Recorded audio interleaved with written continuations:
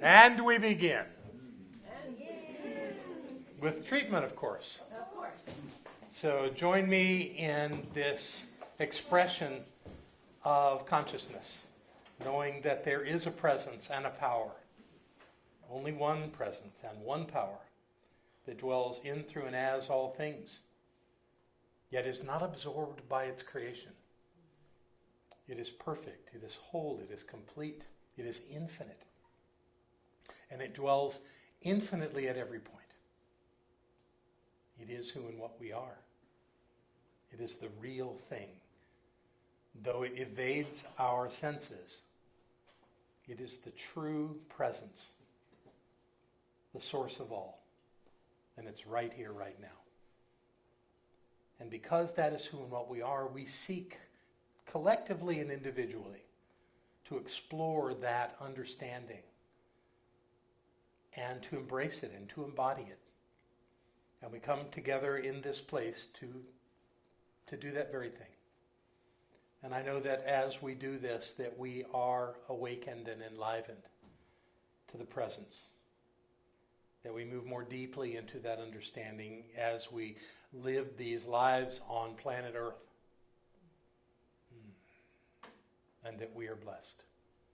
And that we are here to bless life. And in doing so, we accomplish our purpose. And all is well. So grateful to know this and to understand this, I simply let this be whole and complete in every way. And together we say, yes. So it is. Thank you. Thank you. Don't walk in front of the camera. That's all right. So speaking of our recording process here, I want to let all of you know that we're getting a good quality recording of the class in every way except what you say. So we have a microphone, and that microphone will be in your hand if you're going to speak here. Because if it's not, the people that are watching online have no idea what you're saying. And there's way more of them than you think. So let's make sure that we get this recorded. And so it's not about the sound in the room. Your voice can carry to the people that are here, but not to the people that are not here. So that's the plan. Everybody on for this? Yes. Thank you. Thank you. Just hold on to those for a minute. I'll let you. Aren't those microphones? Yes, I asked about those microphones. I was wondering why they're not pointed towards Because us. all they're to do is pick up the ambient sounds in the room so that if something's funny and everyone laughs, you can hear it on the video. That's the purpose of those. Okay, to pick up the ambient sounds to make this a more complete experience, but it does not pick up voices. At least not to the point where you can understand them. So that's the plan. Hi, everybody. Hi. Thanks for being here tonight for our final class in Module 1 of this journey called Keys to Consciousness for Personal Spiritual Growth. It's so far been a delightful journey for me. I hope you're enjoying it. I'm getting a lot of good feedback from the people that are watching online, other than they can't hear you. So we've resolved that tonight.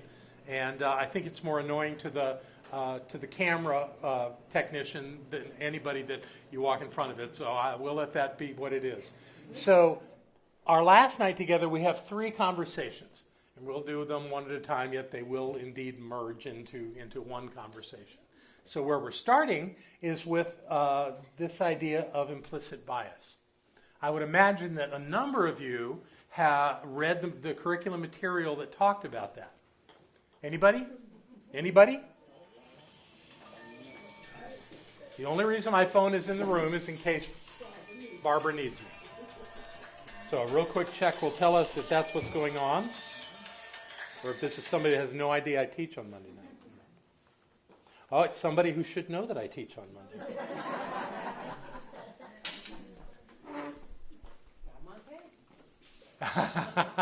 But I didn't say their name, so we're okay. Okay. So we're going to talk about this thing called implicit bias. Everybody has implicit bias. Everybody. And I'm not asking you to read that material there now because I'm not using it. So you'll be thinking one thing and I'll be talking about something else if you read that material. I have different materials for you. But I think it's a conversation worth having because it really comes down to the idea of false beliefs. Because all bias is false beliefs. It's something that we learned from someone else and that we've carried a long time in our lives and accepted it as being factual and accurate, where in the case of bias, it most likely is not. And we have lots of biases. And I make a distinction between the idea of bias and discernment. Bias is a judgment. It's just a flat-out finding fault in someone or something. Where discernment is where you're trying to decipher the truth out of something. So we're not talking about that. We're talking about things that we picked up along the way from our parents or our friends' parents or our teachers or whoever it was that happened to have a bias toward someone or something. And specifically the thing to talk about is the bias that we have against people. Is there anyone here that has never had any bias against people? Welcome to the human experience.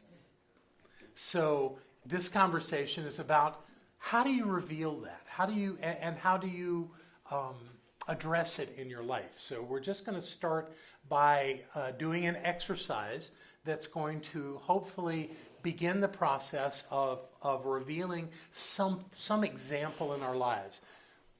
One thing that I want to be very clear with about this is I'm not looking in any way for you to be wrong.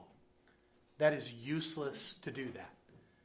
However, we all have these skewed ideas on different things. None of us have the same ones. We have our own things that we've stored away, again, probably from our childhood, and it only pops up when it gets reactivated, when something happens, when somebody does something, when something sticks out with us. The example in your curriculum is about the idea of conditioning and how we try to police other people with our discomfort about when they kind of call us on our stuff. So that felt a little bit harsh. That's not where I want to go. But I do want us all to do a little inner exploration of this idea of bias. And April, you want to go ahead and pass those out. And before we begin, I'm going to give you some time just to sit with it and write your thoughts, and then we're going to do some sharing. But I'm going to take you through the exercise, mostly because we have folks that are watching this from afar, and I want them to have these. They don't need to get this list from somebody. It's going to be right here on the PowerPoint, and I'm going to go through all of the points that are on the paper that you've got to have that conversation, okay? How are we doing? Do we need writing instruments? Is that what's happening? Yeah, there's some out on the Welcome Center. I'm sure that Heidi will spot them and pass them out. Everybody get one? You're missing one?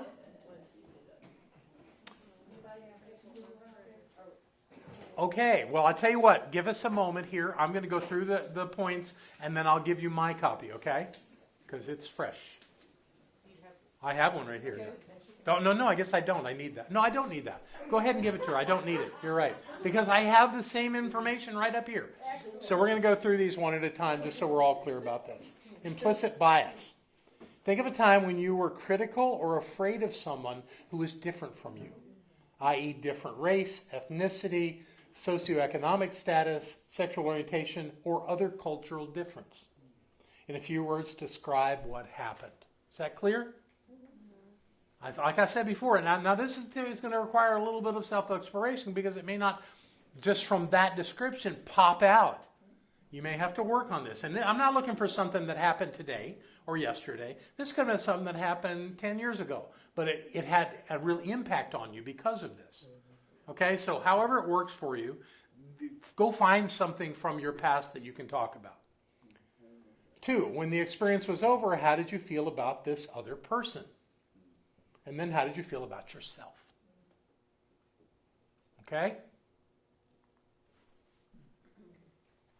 If a similar event happened today, would you respond differently or the same way? If differently, what would you do today?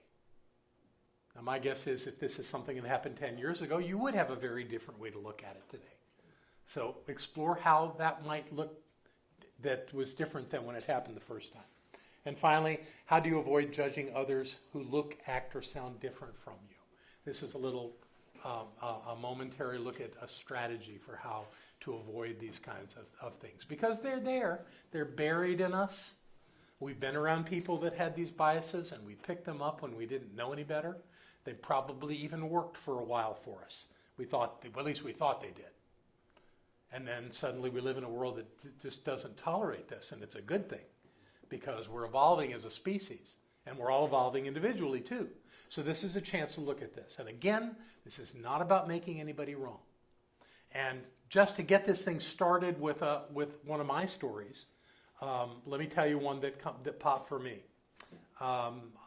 This has been 25 years ago that I went to my first men's gathering. It was in Tennessee. It was run by people I didn't know. In fact, I didn't know anybody there.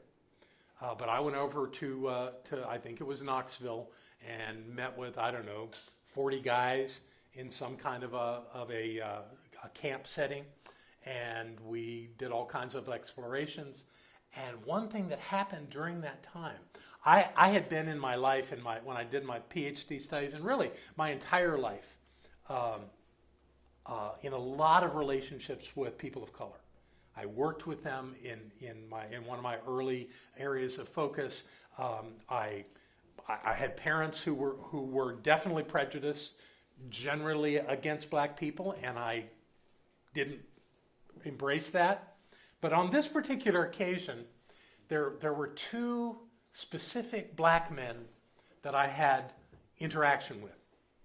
One of them tended toward being angry and wanting to talk about the things that he had struggled with in his life. I found him enthralling. I was all about how he was dealing with this in his life. It sounded right to me. Then there was this other black man who was very neat in his appearance, who was he had a very short conservative haircut. And in a conversation we had, I told him I was from Asheville, and he talked about how much he loved to come to Asheville and go to the Biltmore Estate, that he loved their Christmas program, and the dining when they would do the Christmas dinner there and all. He sounded so white to me that I couldn't stand him. And I actually berated him. And then I realized what I had done. And I was humiliated that I did exactly the opposite of what I would accuse other white people of doing. And I couldn't see it at first. But he came to me and he said, "Why do you hate me?" And it was like, oh my God, what have I done? I felt so small and so petty and so wrong in all of that. And so if I had that to do again, I hope that I would be smart enough not to fall into that trap. Because he was just living his life. He wasn't doing anything wrong. And neither was the other guy. I just resonated with the other guy because that was the way I expected men of color to act. And what a limiting thought. So I learned a great deal from that. And what I would do now, I tell you what, I'm going to hold off on answering that one, the fourth one, because that's going to be a bigger conversation a little later on. But I want you to explore that and see what comes up. So is the exercise clear to you? All right, you've got like 10 minutes. We're going to turn the camera off and give you an opportunity to just think about this and write your thoughts. Okay, we're back. So I'm going to talk to the folks that are watching us online and just explain what we've done. We've gone through these 4 points, answered them, and then talked in small groups about them. If you're at home doing this and you don't have a group to talk to about this, just reflect on it a bit. And what we're going to do now is have a conversation, not so much about the stories you shared, but about things that in your conversation impressed you, something that you may have learned or a greater understanding. And we're going to do it into the mic so that the folks that are watching us online can hear us. So who has a thought? Who had something pop for them in this experience that was valuable? I know it usually takes a minute for that to sink in.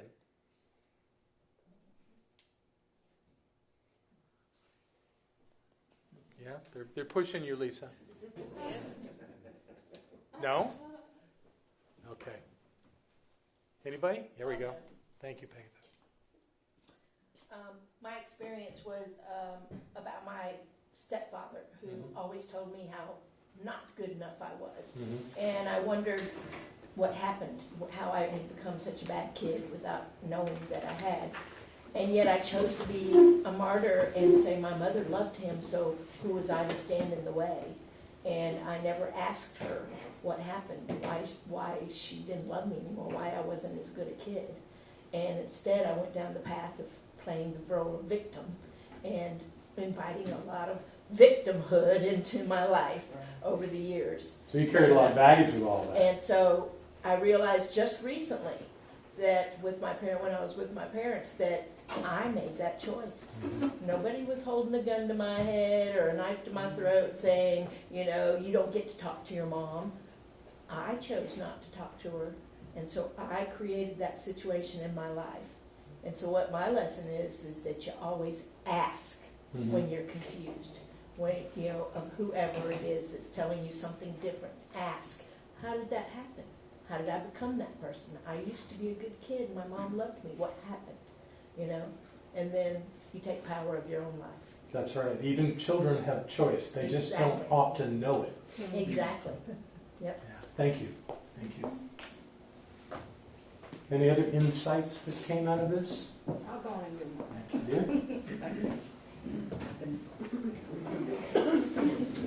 Okay, I was critical of homeless people. I lived in Atlanta and worked downtown, and they were always trying to hustle you or asking for money, and I found that a little irritating. Got a little angry. Well, not really, but just irritated. Annoyed. Yeah. Yes, annoyed, that's the word. Okay, so when the experience was over, I stopped working downtown, and I moved to the suburbs, so I didn't see them as much. But how did I feel? After a while, I felt uneasy criticizing them. But I forgot to tell you all that after my divorce, I got almost evicted a few times because of being on one income instead of two. And that made me open my eyes that it could happen to anyone. But I did, at first I thought that they were comfortable being homeless and they were lazy or ignorant, okay? And so if a similar event happened today, I would help however I could, if I had some money, I'll give them some or whatever I could do.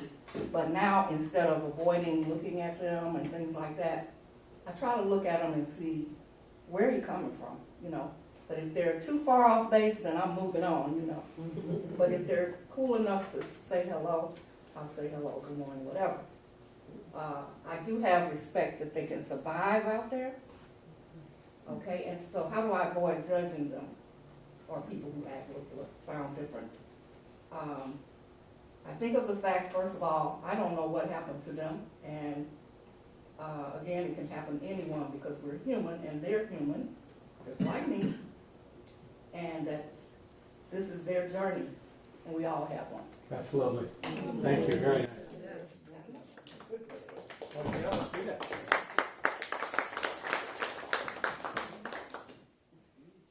Our group seemed to have a common theme of judging somebody or a situation, but not speaking it or not acting it out, and coming to the realization that that was not where we wanted to be, and remedying it before it got too carried away. So what I hear there is that everybody's on a learning curve with life.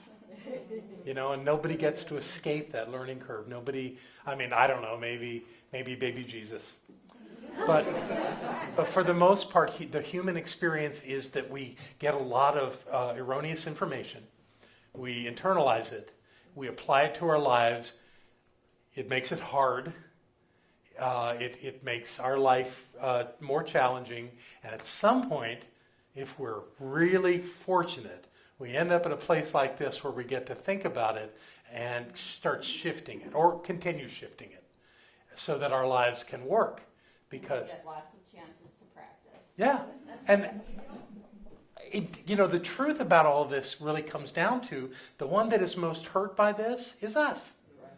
Because we're living in a separated world where there are bad people and there are us, and we think somehow that there's some line delineating the two, when the truth is that everybody's doing their best with what they understand, what they know, and trying to find their way. And that's true with everybody. So this idea of having thoughts against people hurts us more than anybody. When we see the homeless person or the person with a sign out there, if we immediately go to, well, that's a con job, we're invalidating the human experience for them. And everybody is having a spiritual experience, regardless of the circumstances of their lives. And no spiritual experience is more valid than another. They're just different. And everybody's entitled. And do we want to get conned by somebody? I mean, God knows I've been conned, and I've had opportunities to see that coming and to go, no, I don't want to play. But to put up a block immediately because a person has a sign or because they're approaching you to tell you their sad story is not a valid thing for us to do in an evolving society. And we're learning how not to do that. It doesn't mean that we have to give everybody money, but having a good thought for them is a real thing. Knowing, wishing them well and seeing them find their way is a valid thing for us to do, especially when we know how thought works and that thoughts are things and they really do impact people, especially us. So you want to pass that back to Sylvia? I really don't want the mic.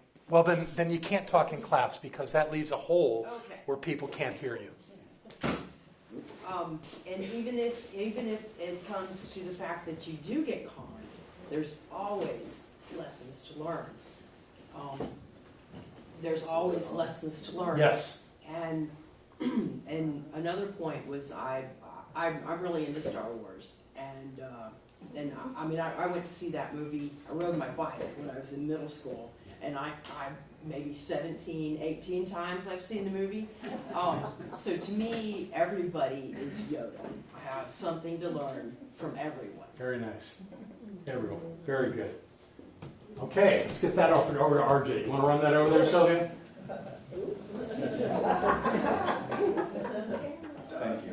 Well, you brought up baby Jesus. I started it, huh? Okay. Well, I was going to do this anyway, but in our conversations, quite a number of us have come from different religious backgrounds growing up, and sometimes those were very conservative, salvation-based types of backgrounds, and it's been a hot button for me, and I guess I'm kind of hookable in that. That's a word I picked up in our conversation that Barbara used. And just sometimes those impressions from the other individuals cross into our personal space, and we may take offense at that. And then in our conversations, we were talking about the joy we're feeling from Science of Mind teachings and how we want to be able to share those with others and say, well, that's no different. We have found a truth. We have found joy in our life. We want to share it with other people. We may not necessarily want to save them or whatever, but at the same time, we want to bring them the good news that we found, to use that word good news. So it's just the perception. Good point. Thank you, RJ. That's lovely. I just realized, most of the time, if I am judging people or a class of people, it's like I'm judging them for being judgmental. It's just like when I do that, that's the common, basis behind it. So it's really just learning how to differentiate between when I am judging, it doesn't feel pure or clean, but it's okay to say this isn't, the group of people I want to be around. You know, like if it really isn't feeling good, that's okay too. But you know, so like not necessarily like submit myself into things that I don't particularly enjoy or don't feel good. You know, but differentiate when it's judgment. It doesn't feel pure. You know. Excellent. And have that self-awareness. That is And I learned that here. highly self-aware. Good for you, Tiana. That's great. So before we go, we're going to hand it back this way. I want to end our first hour with a conversation about politics. Because that fits so beautifully into this. My politics lean toward libertarianism. I like the government not being involved in my life a lot. And I see a man like Bernie Sanders, who is diametrically different from how I would like the world to be.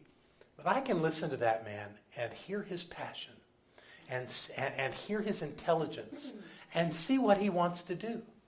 And I can't make him wrong for that. He really believes what he's saying. And he wants that world. And some of you may support him, and that's delightful. And if he becomes president, so be it. That's the way it's supposed to be. I think that we're revealing something about our society when we have such hatred for not just the person in office, but for anyone that supports that person in office. It just seems so petty and so small. And we're so much bigger than that. And I think our work should be to find God in everybody, even Donald Trump. Barbara did a thing in a practitioner class, a Prac 1 class a few years back. When were you in that class? Okay, well, the class was that there was, as class was starting, there was talk about people who must have been the last presidential election, which was 16. So this was 2015, and all these Republicans were running, and people in class were saying, "I can't stand blah blah blah." She sent every one of them home to go to the websites of those candidates and to look them up and find something they agreed with. And everyone in the class found something from each one of those people that they agreed with. So it's not that cut and dried. It's not that easy. You know, we're all finding our way, and nobody is wrong or bad in this. We're just seeking to find our way. And the more we learn to do that and not fall into a bias against people, the richer our lives are going to be. And we'll stop it there, take our break, come back and have a continued conversation. Thank you. So, welcome back. I hope you all had a good break, and we're going to continue our conversation. I'm going to sit back down in my cushy chair. Did I ever share with you about this chair? No. This was the chair of a faith healer. His name was Willard Fuller. Willard Fuller actually did come to our community, but he never made it to this building. He was with us out in Fairview. He would do healing gatherings where he would lay hands on people and do a blessing on them, and they would have, you'll love this, our resident dentist, and people would have instantaneous healings in their mouths. He's not with us anymore. I believe he was 94 when he passed, and I was with him right before he passed. And what an extraordinary man. He was Southern Baptist, but was totally rejected by his faith. So he found a home in New Thought, and I'll tell you, this is not part of class, but I've started this. This was what I was given after he passed, was his chair. And so the first time I met Willard was at the Miami Church of Religious Science. Barbara had found him at a Unitarian church in Miami, and asked him to come to our center, the center in Miami, which he did. And we were told to come with flashlights and dental mirrors. I didn't do either. But I came, and I probably had been at the center in Miami for a month when he showed up. And so I came in and sat with a friend, and she brought the mirror and the flashlight.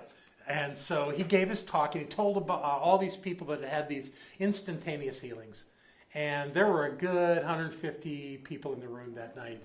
And he had us come up what's it called when you communion style.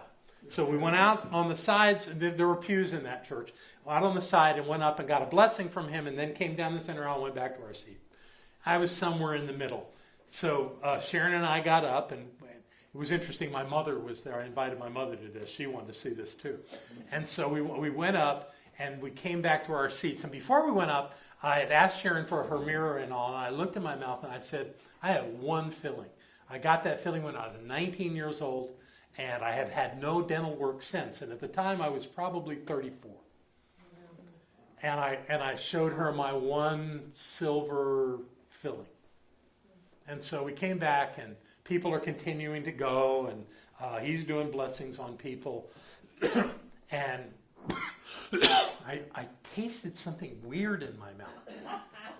And I said, Sharon, let me see the mirror and the flashlight. So she handed it to me, and I opened my mouth, and there were 4 fillings there. I started laughing with my mouth wide open. Because that was the strangest thing I'd ever experienced. I was not the only one in the room that had things happening. They were happening, popping all over the room. There was a 12-year-old boy that his parents had just spent well over $2,000 to have all this dental work done. There were no fillings in that child's mouth. They were all gone. His teeth were perfect. There was another woman that had railroad track braces, and her orthodontist had told her just the week before that she was going to have braces for at least another 2 years. Her teeth were so out of alignment, and she'd had them on for a while. We did Monday night class in Miami just like we did here. She came into class sobbing. She had no braces on her teeth. They had taken them off. Her orthodontist said he could not understand how this happened, but her teeth were perfect. I know. So you ask, why did I get fillings and other people got perfect teeth? I have no idea. But over the years, what I've come to believe is that Willard didn't actually do anything but convince me that a miracle could happen. It was my consciousness that allowed that to happen in my mouth. Because my experience is my experience. So everybody in the room that had something, and it was quite an experience. So I made it a point to be in the room for many other of Willard's healing celebrations and saw just amazing things. And his stories were even fantastic. So it was always amazing. So I got the chair. So if you want me to lay hands on you later, I will. No, I'm kidding. So what we're going to continue talking about is this idea of, well, we've already started it with our implicit bias. We're going to talk about false beliefs, which is really a larger way of looking at the implicit bias. Implicit bias is just one area of false beliefs. Human beings have between 60 and 80,000 thoughts a day. They cannot all be accurate. So if you have that many thoughts, how are you possibly going to find out which ones are false and which ones are functional and can help you? Well, that's the conversation. Where do we go from here? How do we do this? There are ways to do it. But let's start with a quote from a religious science, a science of mind practitioner, Louise Hay, who says, we learn our belief systems as very young children, and then we move through life creating experiences to match our beliefs. Look back in your own life and notice how often you have gone through the same experience. That's a clue. That's a clue on what we're looking for. If you want to figure out where your false beliefs are, figure out where you're experiencing problems over and over again. Because your false beliefs are driving those experiences. So anytime in your life where you're struggling with something, it's because you have a false belief. You have something in your psyche that is telling you that things are a certain way, and they're not. And you're caught in that challenge of figuring it out because you're creating based on a belief that isn't accurate, that isn't functional. And that's what's causing the challenge. So how do you do that? Well, there's lots of ways to do it. Let me see what else I wanted to say about this. these beliefs that are false at some point worked for you. Or you wouldn't have held on to them. Sometimes even in their dysfunctionality, they're working for you because you go, there it is. There it is. That thing that my dad told me, I'm seeing it in my life. Must be true. Well, you created the thing you're looking at because you have that belief. And you'll create it again and again and again and again if you keep holding on to that belief. However, anytime that you are experiencing pain in your life, emotional pain, struggle, challenges, it's got to be because you believe something that isn't so. And you're trying to fit that nicely into your life and it won't fit. And that's your chance to look and find it and get rid of it. Otherwise, you're going to have 60 to 80,000 thoughts every day and your life's going to remain the same. For most people, that's the way it works. They don't know why life is so hard. They just know it's hard. They don't know that they're creating it. They think life is doing it to them. And when you live from that model, that's what you get. You get pain and suffering. You get struggle. You get problems. Now, we all have problems. We all run into challenges in our lives. But the way to address them is to figure out what's going on, not from a judgmental point of view. This is about, you got to be objective to do this. What is it in my thinking that aligns with this mess that I'm dealing with here? What is it that I believe that would allow that to be in my consciousness, therefore in my experience? Look for it. It's there. Now, most people have again, 60,000 to 80,000 thoughts. Your mind's running pretty quick. So one thing that you can do to help be more aware of what you're thinking is to slow things down a bit and not get caught up in a reactive relationship with life, which just exacerbates the problem. And to work from that place of being able to take a breath and look at something and see what's there. So let me see if there's anything that I want to say beyond that. I would say that the antidote to false beliefs is mindfulness. Okay? So what the heck is mindfulness? Let's get the screen up that says mindfulness. It probably is a lot of things to a lot of people, but I found an interesting definition. Mindfulness is purposefully paying attention to thoughts and emotions without judgment. It is really about living and experiencing life in the moment. Mindfulness. So how do you achieve mindfulness? Obviously, there's got to be ways to do that, to slow things down so that you can be aware of what's happening in your life. And if I get this page to move, I think I can get there. So this is a mindfulness expert, John Kabat-Zinn, who came up with this, and I like it. And we've got another quote here from our good friend Ram Dass. We're all distracted by phenomena, meaning that things happen in our lives and we notice everything that's going on all the time. Mindfulness is one of the practices for slowing down our lives, for finding a way inside, for concentrating self-awareness. It can help us to quiet down and find our way into who we are. That's a bold statement. Find our way into who we are. Everybody here like Ram Dass? Yes. Good, then you may want to check out the article written about him in Science of Mind magazine in April. We have extra ones in our bookstore, and they are on sale, and I'll bet you that April would get you one tonight. And if you're watching online, this is also available online. And another reason that you might want to do this is that Reverend Sally Robbins did the daily guides in the April edition, so you might want to enjoy that. So Ram Dass tells us that mindfulness is really about slowing things down so that we can be more aware of who we are.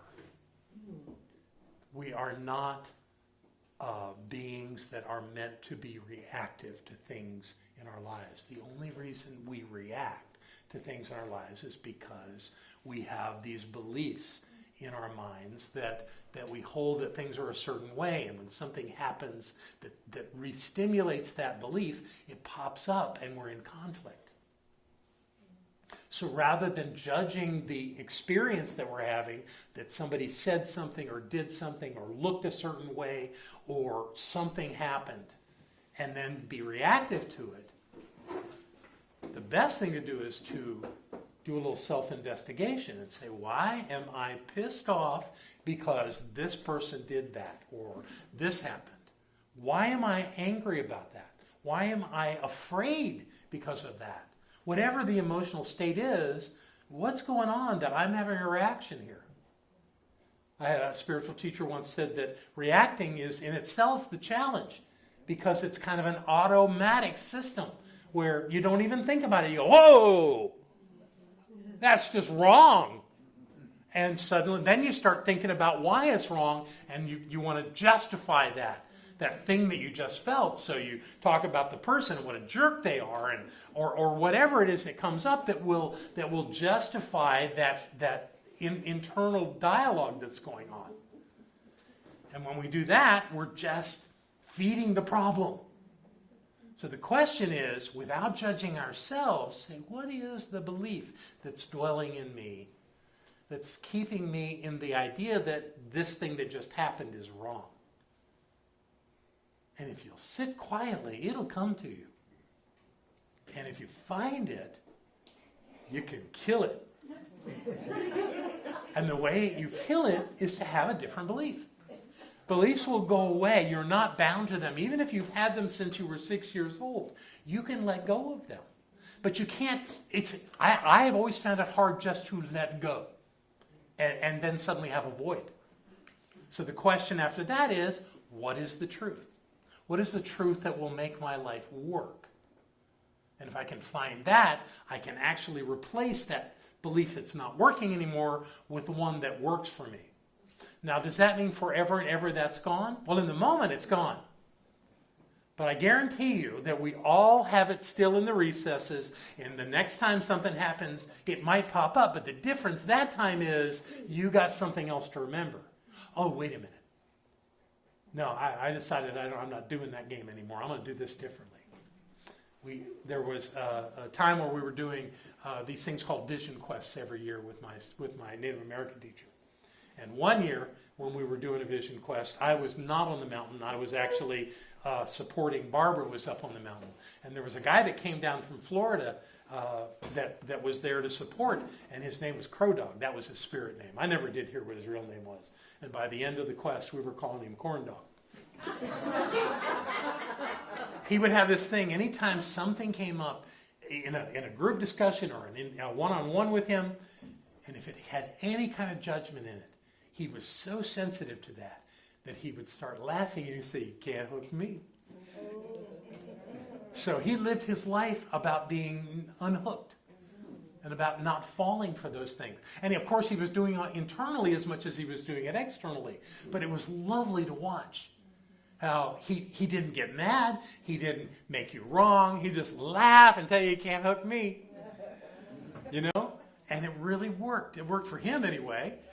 And I think we can all kind of get a lesson from that, is that stuff's happening around us all the time. So what do you do when somebody presents you with an idea that you've moved beyond? You don't have that idea anymore. You don't have that prejudice or that implicit bias in your life anymore, yet here's a person before you that's just laying it out there about how that is. Well, I saw Rocky do a number of times less. He'd go, "Oh, really? Well, that's not true for me." He didn't make them wrong. They can keep that belief if they want it, but he wasn't going to join them over there. So whatever you want to do in your life, because I assure you, you're getting that from people in your life. They're not bad people. You don't have to get rid of them because they have these beliefs. Certainly you have them in your family of origin as well. But these people are not bad either. They're, the people that aggravate you the most in your life, other people love them and think they're great. You can find a middle ground. You can find a way for them to be who they are, love them anyway. So do yourself a favor, because if you go to war with them because they sound like an idiot to you or whatever it is that's going on, who's getting hurt here? Not them. It's still you. So love them. Rocky Bear also said to me that he doesn't care about me, because caring about me gets in the way of him loving me.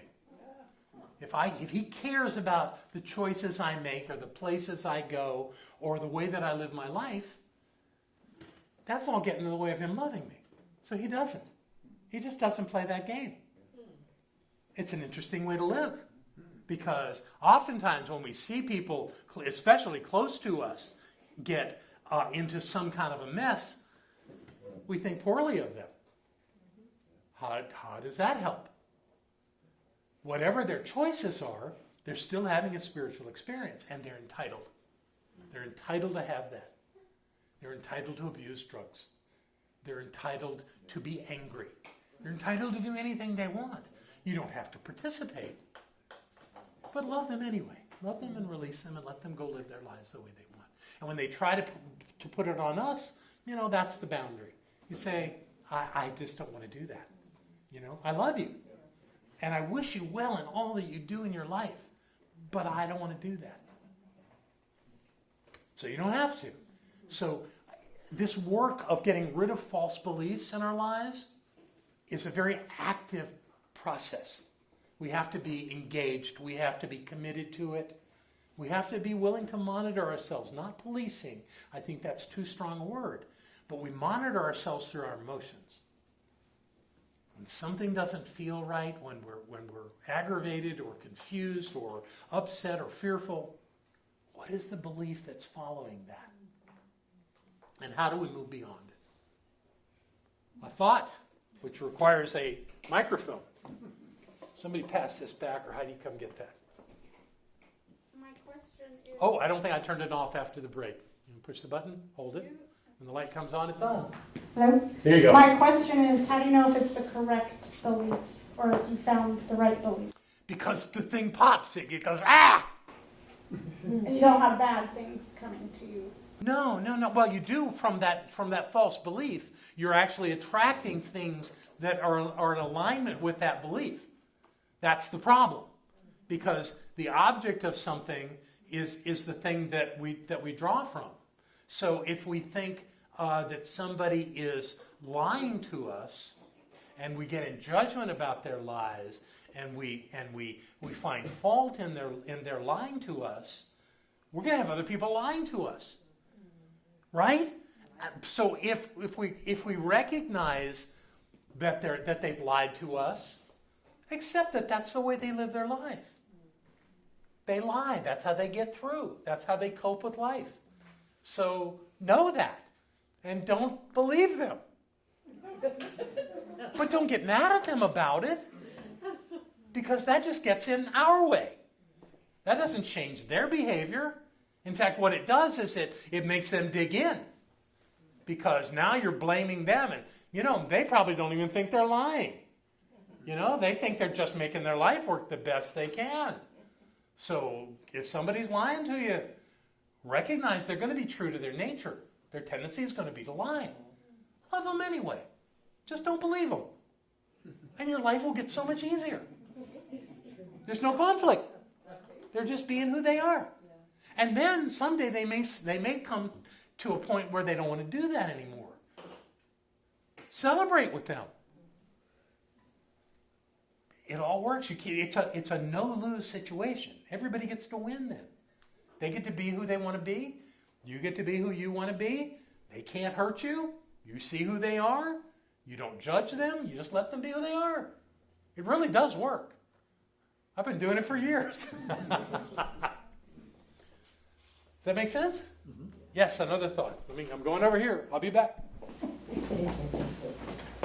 Thank you. So, since I've been in Asheville for 2 years, is this on? Yeah, it's good. Hold it close. Okay. I've been in Asheville for 2.5 years, and I've met amazing people, but I've also met some people who are angry and have gotten angry at me, and I've never had this happen before. So I did a deep process the other day, and I realized, okay, it's not the angry people, it's it's my angry parents that when I was 2 years old and I was scared of them. Mhm. So it seems to me stuff's coming up to the surface for me to heal that. So now taking your principle, I'm scared of my parents rather than I'm scared of these people who are angry. I mean, do I turn I'm scared of my parents' belief into, well, they really weren't scary and I love them instead? How do I heal that original wound that's manifesting through these other people? All of us want to be loved and respected and admired by everybody. Doesn't work that way. You found your root cause there. Yeah. You're right. It was angry parents, and you've taken on a belief that you're not safe around angry people. It's scary, yeah. Right. So your work is to recognize that their anger doesn't have to influence you, and that you can love them even though they're angry. You just don't have to be in a dance with them about their anger. They're entitled. You don't have to be around them when they're angry. That's your choice. Well, If you're, the circumstances where I couldn't help it. I mean, it was a. they live in the same house with you? Well, no, but I mean, there was an interaction. I bought somebody's car, and it got complicated. And Sure, there was not and- being around the person. I had to be in her. Right, but then you left. Yeah, At some point you but left. then I had a meltdown the next day. Well, of course you did, because you carried all that with you home. Exactly. And that's the place you can immediately have the change, is by recognizing that this is all based on a belief that you have that you're not safe when somebody's angry. Yeah. So all you have to do is recognize that you're safe, and let that be okay. Go back, what you do in your mind, go back into that experience with the people about the car, see them acting out, and recognize they can't hurt you. They can't hurt you. They can only hurt you if you let them hurt you. And you're not going to let them hurt you. You're going to step away. Changing the narrative. Yeah, you're changing the narrative. And you take that same thing. In fact, here's an exercise you can do with that. Take a blank sheet of paper. Sit in a quiet place by yourself. And write everybody that you ever remember getting mad at you. Parents are at the top of the list, right? You write their names. You see them being angry. And you let it go. They're not here. They can't do it to you again. Then you probably write mom first. Mom usually gets first on these kind of lists. When you've processed her and she's not here, there's nothing to be upset about, there's nothing to be afraid of, then you write your dad's name. And then your siblings, and then anybody else you can think of that ever got mad at you. Write their name, see them angry, and let it go. And when you get to the bottom of the list, you can't think of anybody else, and you may require several pieces of paper. Burn those lists. And a few weeks later, sit down with a blank sheet of paper and do it again and see what happens. And then what happens where you're going with that is you get to a place where you're releasing enough of this that it can't hook you anymore. Here's how it was explained to me, and I've heard this from more than one person. My teacher in Australia did this, and what is her name? The medical intuitive. Carolyn Mace said the same thing to me. That every time you have conflict in your life, you take from that experience a bit of your attention. And you take it and you push, with that attention, you push that experience down into your psyche. Yes. So then the next one happens. Something else happens, some conflict. You take a little of your attention and put it down. Let's say we only have 1,000 units of attention that we have in our lives. How many experiences do you have in your life where you're pushing something down and it's holding it away from you so you don't have to deal with it? Pretty soon you don't have much attention to put on what's happening right now. Right? And what does that look like? Looks like you're stupid. Because you don't have a lot of attention to put into your life right now. So you do that kind of a process and you release all those attention units so that you can use them right now. And then you get brilliant. Then you're a genius. Honest to God, I did this. I did this process, and soon afterwards, I left Sydney, Australia, and I went to Miami. I moved in with my mom.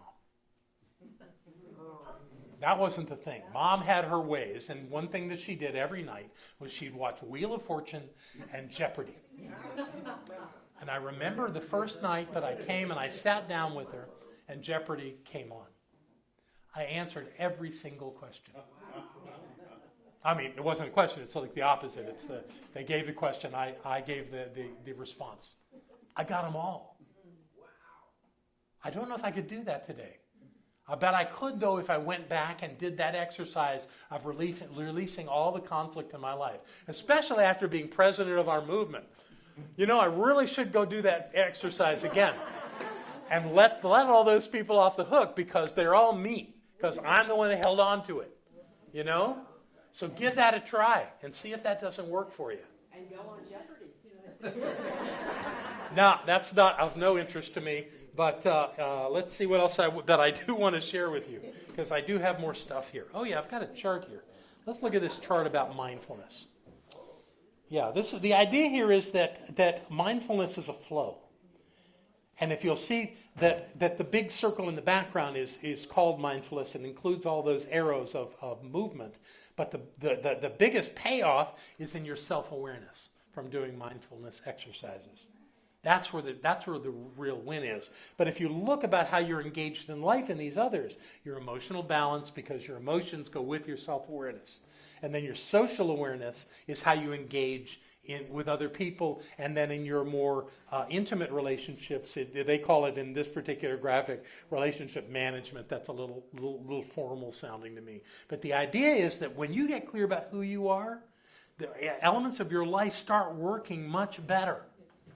So focus on that and let that work for you.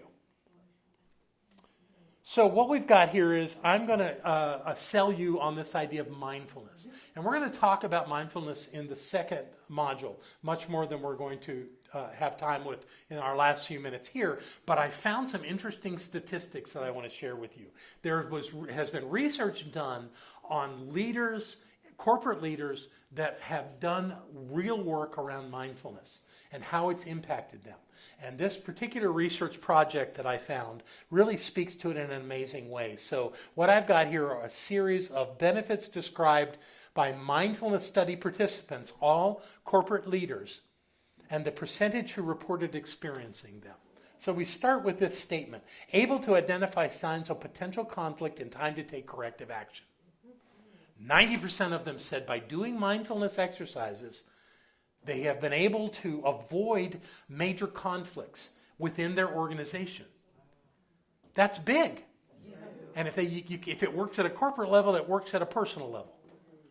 So the more self-aware we are of who we are and how we function in life, when we slow it down and get clear about us, the better our relationships work, the better our communications work, the better our interaction with strangers work. You know, all the same thing. That's the first one. Able to more effectively navigate organizational relationships. 88%. Still a great number. And corporate leaders have a particularly hard time with that. Everybody that works in a corporation has a love-hate relationship with the people at the top. They admire them at one level, but then they blame them when things don't go well. They don't feel heard. You know, people in general, you know, the leaders are targets, as much as at times they are really admired and appreciated. So it's a mixed bag. So when you can navigate those relationships effectively, you're doing some real work in an organizational framework. Improved ability to recognize emotional reactions in themselves and others. 86%. Pretty good. Yeah. So the more self-aware you are, it's not just about yourself. It's about your interactions with others. Because you're not falling into the trap of getting hooked and getting reactive. You're staying objective and observing what these people are doing, and you're able to have meaningful interaction with them in a way that helps keep things on track. Increased attentiveness and patience with others. Hallelujah. Something that most corporate leaders would be told they don't have, because they just want you to get the job done, right? Well, In this case, when people have gone through this mindfulness work, they're saying that they are more attentive, more patient, more present for the people that they work with in a way that creates a better rapport, a better relationship, and a better outcome. Yeah. More productive responses to the emotional states of others. 100%. Everybody in the study said that they were able to give more appropriate responses, more productive responses to the people that worked for them that were having meltdowns or that had challenges, that they didn't fall into judgment about them. They were there to support them. And it made an incredible difference. 100%. Recognition of the negative influence of stress and anxiety. I think that's a no-brainer. That you've just become more aware of how people are functioning, including yourself. And it helps you support yourself and others through the process. Open to new ideas and input from others. 90% for corporate leaders is a big number. Yeah. Because my experience in the corporate world is that those pathways for new ideas and such are usually pretty small. Yeah, so that's great. And that's what I've got for you tonight. Yay. Thank you. So what we're going to do starting next week is take these principles we've been talking about for these 6 weeks and start applying them in practice in our lives. And I think that's going to be a wonderful thing for us to do. So if you would, please, take out what you're going to give tonight. And we'll do a blessing on that.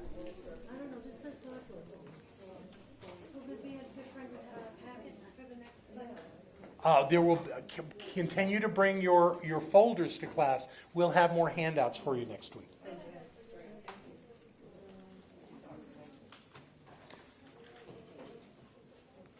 So join me in knowing the truth. I come in gratitude to celebrate this past 2 hours with those who are in the room, and knowing that those that watch this conversation online are experiencing the blessings of what we have accomplished here. That we all are a little more open, a little more clear, a little more pursuant to that life that we have come to live. And that our lives truly are working because the divine and us are the same thing. That divine presence that created the universe dwells at the point of us. And we are creating our lives perfectly and wonderfully. And that with this knowledge we've gained tonight, maybe even a little more so, and that all is well. So we know that whatever is given tonight is perfect, that it is a statement of the value that is brought forth in this class, and that we are truly blessed in every way. And knowing that that is so, in gratitude and love, we say, and so it is. Thank you.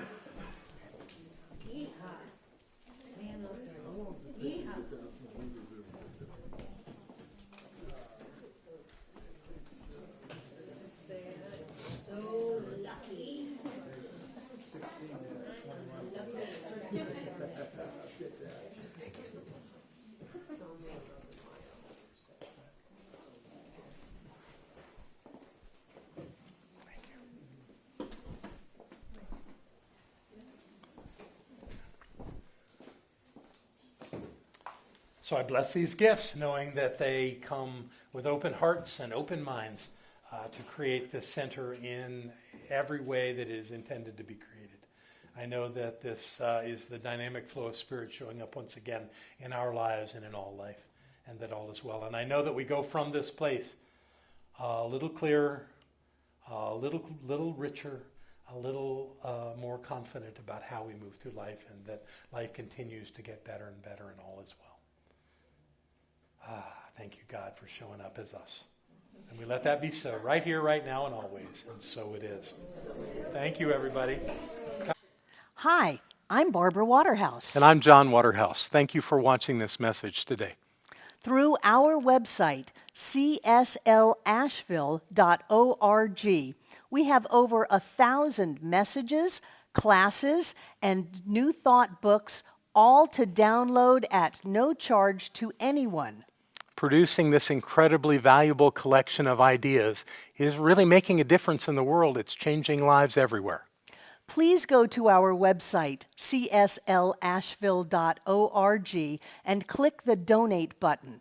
You can support this life-changing ministry, and when you do, we'll send you a note of thanks and also put you on our daily prayers. By doing this, you're helping to raise the consciousness of people across the entire globe. We're changing lives together, those lives that are being more prosperous, more healthy, and more joyous. Thank you for being a part of this important work and supporting what we do here at CSL Asheville. Thank you.